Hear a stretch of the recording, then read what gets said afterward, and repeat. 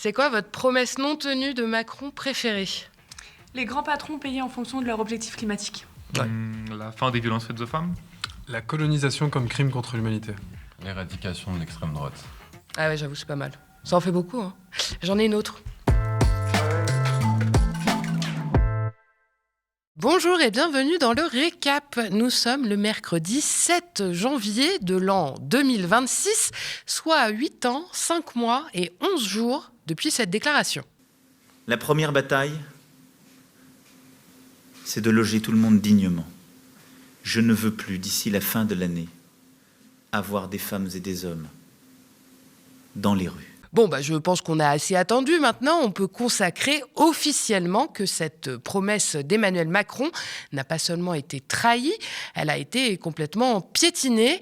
Le chef de l'État s'est même appliqué à faire exactement l'inverse de ce qu'il avait promis.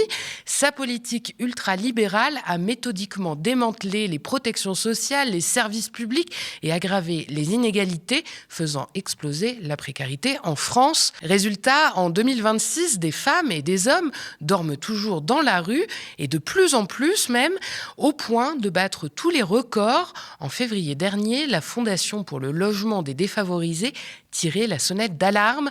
L'association dénombrait 350 000 sans-abri dans le pays.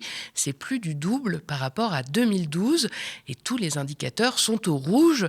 Cette situation d'ailleurs ne touche pas que les adultes mais aussi les enfants. Selon l'UNICEF, ils sont plus de 2000 à passer des nuits à la rue en France, y compris les soirs de grand froid comme on les connaît en ce moment.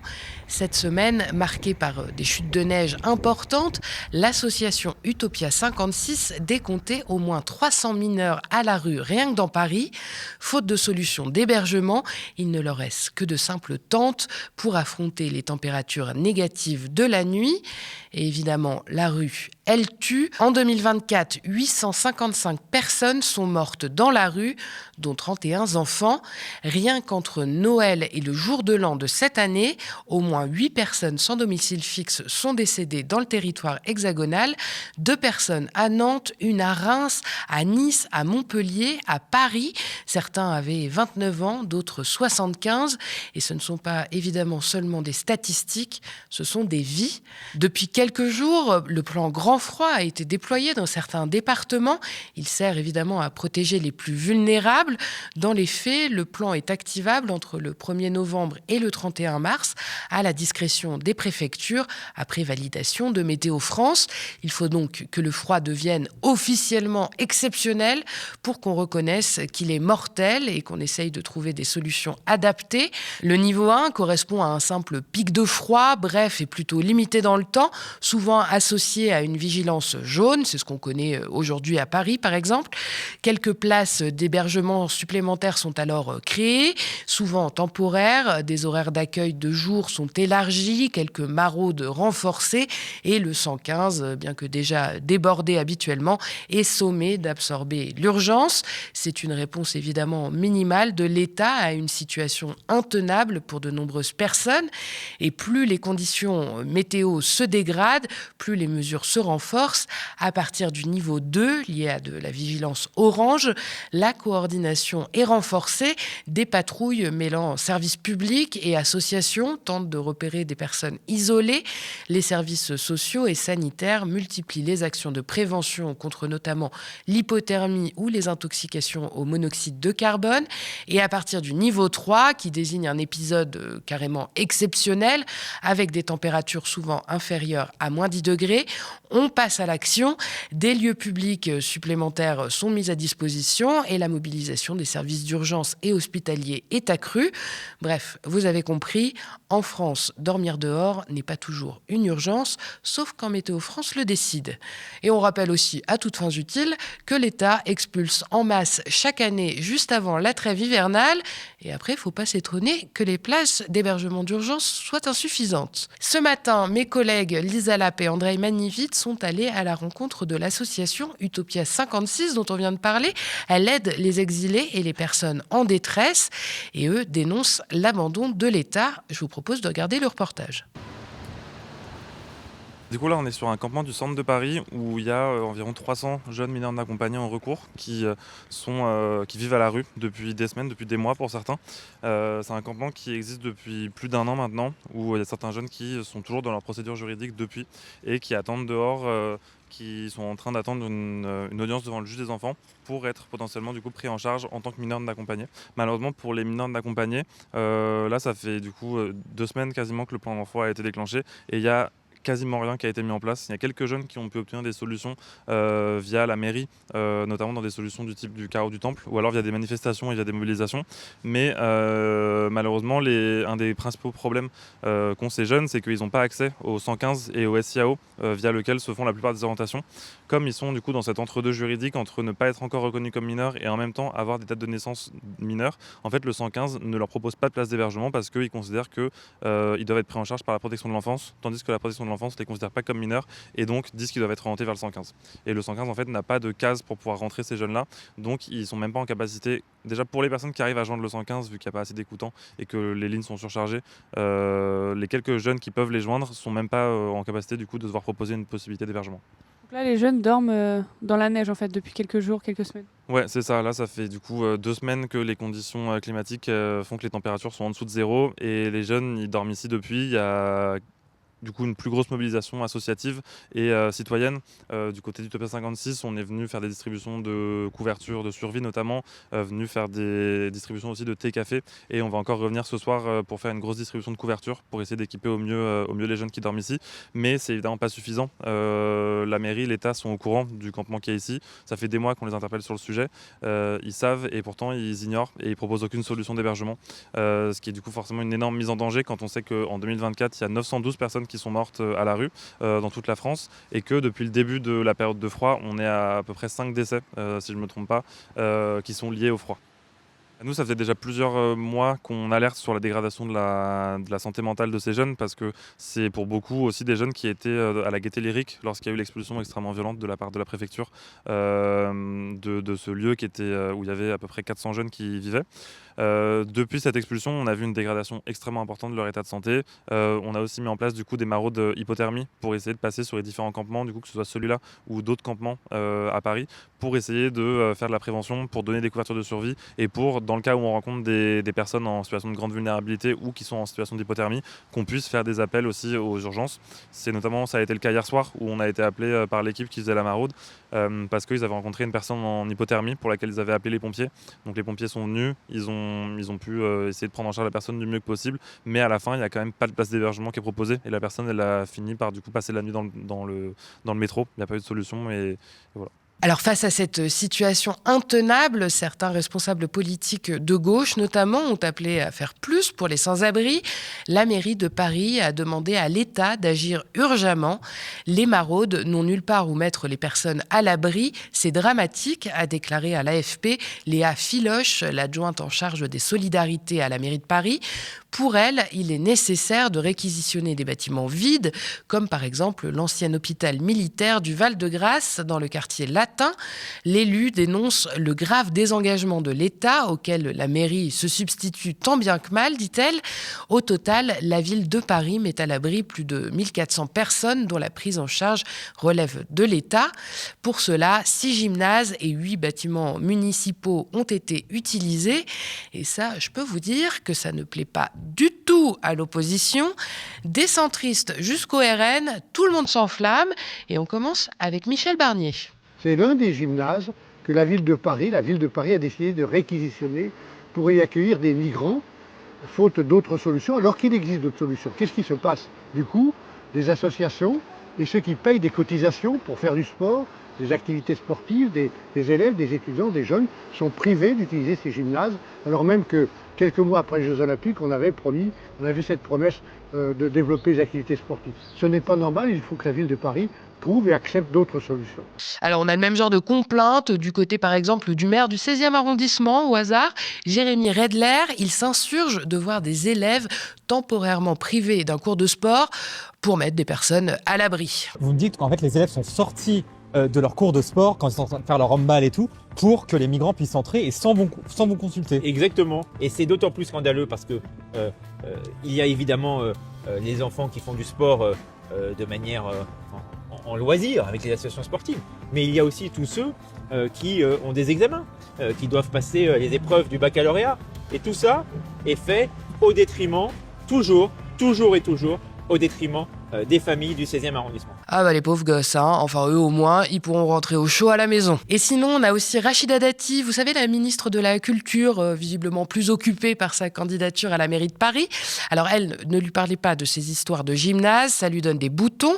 Avec ses élus, elle a même demandé au dernier conseil de Paris que cessent ces réquisitions.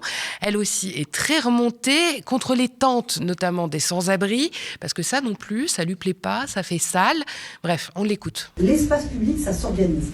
L'espace public, il appartient, il est géré par la collectivité.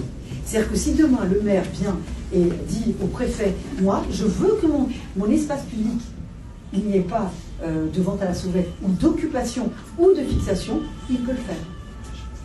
Les campements que vous voyez sous les métros, qui se sont installés, il ne faut pas croire qu'on ne peut rien faire.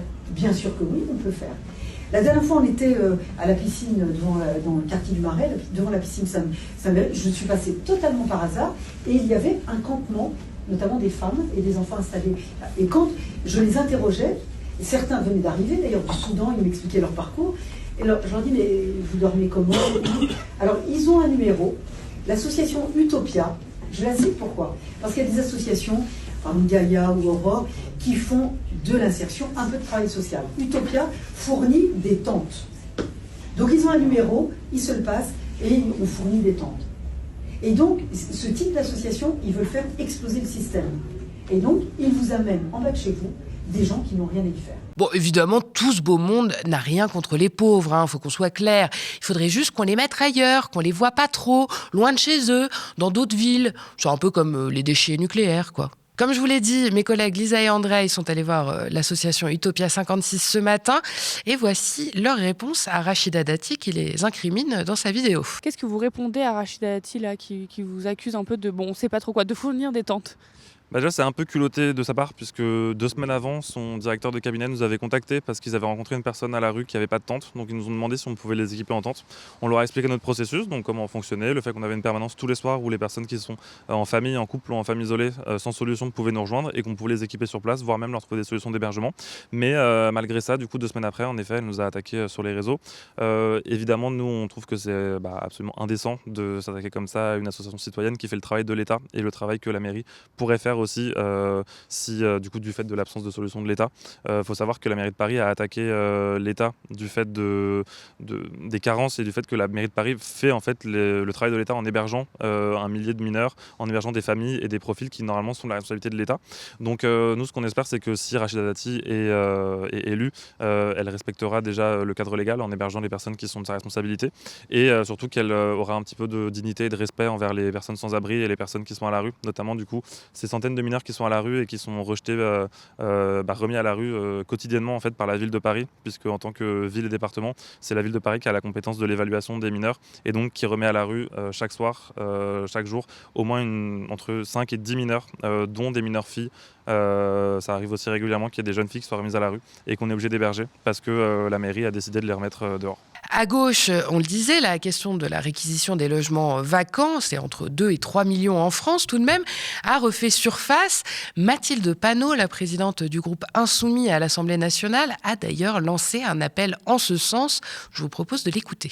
C'est une indignité absolue que dans la France, 7e puissance mondiale, il y ait encore des gens qui soient condamnés à mort en vivant à la rue de cette manière. Et donc j'appelle à faire respecter, à la fois à faire ouvrir les bâtiments publics et à faire respecter la loi de réquisition qui date de 1946 et qui a été utilisée la dernière fois en 1999. À l'époque, il y avait 1000 bâtiments qui avaient été réquisitionnés. Je rappelle que la réquisition, contrairement aux cris d'orfraie qui sont faits... Des bâtiments publics, des bâtiments privés? Ce sont des bâtiments privés. À l'époque, c'était des bâtiments des assurances et des bâtiments de compagnies financières. Il y avait donc 1000 bâtiments, que c'est des réquisitions qui sont temporaires, avec indemnisation du propriétaire, et qu'il y a 3 millions de logements vacants dans ce pays. Donc, il faut mettre d'urgence tout le monde à l'abri et faire en sorte que tout le monde ait un toit. application donc de la loi de réquisition immédiate. Et vraiment, je fais un appel solennel aujourd'hui parce que des vies en dépendent. L'Insoumise appelle donc à faire respecter la loi de réquisition. Jacques Chirac l'avait utilisée en 95 et 96. À l'époque, à peu près 1 millier de logements qui appartenaient surtout à des banques avaient été réquisitionnés, rappelle le journaliste Julien Pain sur X. Le président avait alors déclaré, je cite, « Le fait qu'il y ait de nombreux logements libres est choquant et provoquant. Ils appartiennent à des grands groupes financiers et non à des particuliers. Ils ne sont pas sur le marché immobilier à cause d'une approche spéculative. » Alors, si Chirac avait prononcé ces mots en 2026, pour sûr, on l'aurait traité de dangereux anticapitalistes d'extrême gauche. Mais bref, on sait que la fenêtre d'Overton s'est largement décalée. Pour revenir à ce dispositif, il est dans les faits ultra lourd et bureaucratique. Daté de 1945, il n'a en réalité jamais été vraiment pensé pour l'urgence, encore moins pour sauver des vies en plein hiver. En revanche, il existe d'autres leviers juridiques. Les maires, on l'a dit, peuvent réquisitionner au nom de l'ordre public quand le danger est immédiat, comme avec les fameux gymnases. La loi permet d'agir pour venir en aide évidemment aux sans-abri. Et si rien n'est fait, ce n'est pas une question de droit, mais c'est bien une volonté politique. Si en 2026, des femmes, des hommes et des enfants continuent de dormir dehors par des températures négatives, ce n'est ni par ignorance, ni par fatalité, ni par manque de solution, c'est par choix, un choix politique clair, celui de la gestion minimale de la grande précarité. Emmanuel Macron promettait qu'il n'y aurait plus personne à la rue. 8 ans plus tard, l'État ne promet même plus d'agir. Il a littéralement abandonné les pauvres de ce pays sur tous les plans. En France, on s'est hébergé quand on veut. On choisit simplement, trop souvent, de ne pas le faire. Et avant de passer au reste de l'actualité, le média a un message pour vous. Depuis plus de 8 ans, nous tenons bon dans un paysage audiovisuel toujours plus concentré et réactionnaire. Chaque jour, nos plus de 25 travailleurs et travailleuses écrivent, enquêtent, filment, montent. Chaque jour, ils et elles mènent la bataille de l'info. Mais pour tenir, nous avons besoin de vous, notre antenne, notre histoire. C'est évidemment vous qui la faites vivre. Aidez-nous à continuer à vous informer, à créer un paysage audiovisuel plus juste, plus social et plus solidaire. Alors abonnez-vous aux médias ou faites un don défiscalisé, c'est sur notre site internet. Et grâce à vous, le combat pourra continuer. Après le Venezuela, c'est au Groenland que le président américain s'attaque. Donald Trump accentue sa menace et a déclaré, mardi 6 janvier, étudier plusieurs options pour s'emparer du territoire autonome danois. Selon sa porte-parole, prendre possession du Groenland est une des priorités de sécurité nationale pour les États-Unis afin de tenir en respect nos adversaires dans la région arctique. Je la cite donc. Le Wall Street Journal et le New York Times ont révélé que l'option privilégiée par Donald Trump était d'acheter le Groenland au Danemark, mais qu'utiliser l'armée américaine était aussi une bonne option. Souvenez-vous, après la capture du dirigeant vénézuélien déchu Nicolas Maduro, Donald Trump avait déclaré « Nous nous occuperons du Groenland dans environ 2 mois. Parlons du Groenland dans 20 jours. » C'était lundi. Emmanuel Macron ne s'est pas inquiété de ces menaces. Pour lui, c'est impossible que les États-Unis violent la souveraineté danoise au Groenland. Pourtant, d'autres personnalités politiques s'inquiètent. C'est le cas, par exemple, de la députée Alma Dufour. Interviewée par Lisa Lapp et Andrei Manivit, elle estime que les États-Unis ne sont plus notre allié. Celle d'une politique étrangère américaine de prédation parfaitement assumée par le président des États-Unis, dont il suffit de retrouver les déclarations successives, qui dit aussi qu'il s'attaquera au Groenland, qui menace également le Mexique, la Colombie, et que du coup on a besoin de ce débat, au moins pour que les Françaises et les Français sachent qui est M. Trump, sachent ses intentions pour le monde, pour l'Amérique latine, mais aussi pour l'Europe, parce que nous sommes aussi dans ces petits papiers, je dirais ça comme ça, et comprennent un peu ce qui risque de nous arriver et que nous avons besoin aujourd'hui d'une France et d'une Union européenne non alignées, puisqu'aujourd'hui les États-Unis ne sont clairement plus un partenaire géopolitique sur qui on peut compter. Et même le très macroniste Pierre-Alexandre Anglade, président de la Commission des Affaires européennes, estime qu'il faudrait que la France et que l'Europe soient plus fermes avec Donald Trump. il y a aujourd'hui la menace de notre principal partenaire historiquement, qui sont les États-Unis d'Amérique, sur le Groenland.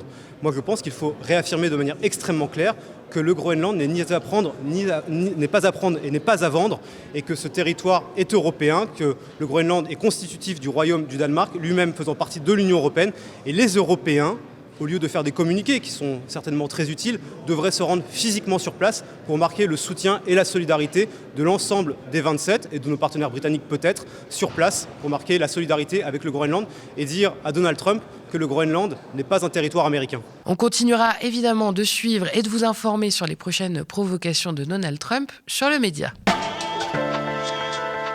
En France, la grève des médecins libéraux se poursuit. On en parlait lundi. Ce mouvement, lancé par les organisations professionnelles, les syndicats étudiants et la jeune génération de médecins, a commencé ce lundi 5 janvier par la fermeture des cabinets de certains praticiens, une réduction d'activité ou une grève administrative pour d'autres. Et la colère n'est pas prête de s'apaiser. Les praticiens sont remontés contre le budget de la sécurité sociale, jugé insuffisant face à des besoins croissants. Et surtout, certaines mesures ne passent pas, notamment celles concernant les arrêts de travail et leur durée. La première prescription est désormais limitée à 1 mois, même en cas de maladie grave. Les grévistes fustigent aussi diverses attaques politiques contre leur dépassement d'honoraires, en forte augmentation selon plusieurs rapports. Ils craignent encore la restriction de leur liberté d'installation, objet de textes en cours d'examen au Parlement. Le début de cette grève, qui devait durer 10 jours, a entraîné une hausse de l'activité du SAMU et des hôpitaux publics. Les médecins sont prêts à montrer leur détermination malgré les réquisitions de personnel envisagées par la ministre de la Santé. Pour ça, le rendez-vous est pris à Paris ce samedi 10 janvier pour une manifestation d'ampleur nationale. Ce soir, l'ancien maire de Saint-Étienne passera sa première nuit en prison. Gaël Perdriau a été condamné à 4 ans de prison ferme le 1er décembre dernier pour avoir fait chanter Gilles Artigue, un élu de sa commune. Même si l'homme a fait appel de son jugement, le tribunal correctionnel a prononcé une incarcération avec exécution provisoire, c'est-à-dire applicable même en cas d'appel. Alors pour rappeler les faits, tout commence en 2014 lors d'un déplacement à Paris. Gilles Artigue, alors premier adjoint au maire de Saint-Étienne, est attiré dans une chambre d'hôtel par un collègue élu. Une soirée intime est organisée, une caméra est cachée et Gilles Artigue est filmé à son insu avec un escort boy. Cette vidéo devient une arme politique. Pendant 8 ans, Gilles Artigue est sous la menace d'un maître chanteur. On lui demande de rester discret, de ne pas s'opposer au maire, de ne pas prendre trop de place politiquement.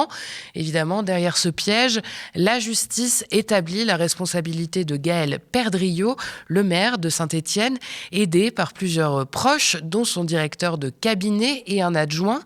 Le but, neutraliser un rival politique jugé trop influent. Et ce n'est pas tout. L'enquête révèle aussi un volet financier. De l'argent public est utilisé pour payer l'organisation du piège via de fausses subventions versées à des associations, puis redistribuées aux organisateurs. L'affaire éclate en août 2022 après des révélations de nos collègues de Mediapart. Gaël Perdriau, le maire, a été pris en charge ce matin au centre pénitentiaire de Bourg-en-Bresse.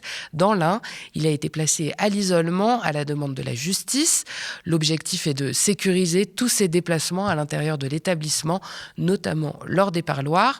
Son avocat annonce qu'il va demander dès aujourd'hui sa remise en liberté. Selon lui, l'homme politique remplit tous les critères pour bénéficier d'un aménagement.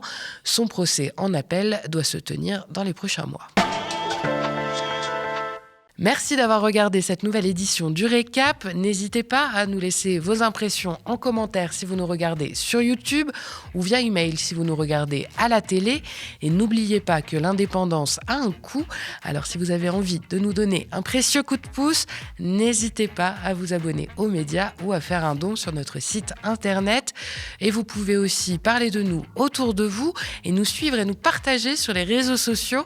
D'ailleurs, en attendant la TNT, retrouvez-nous sur nos 2 chaînes YouTube, Le Média et Le Média 24/7 pour ne rien rater de nos programmes.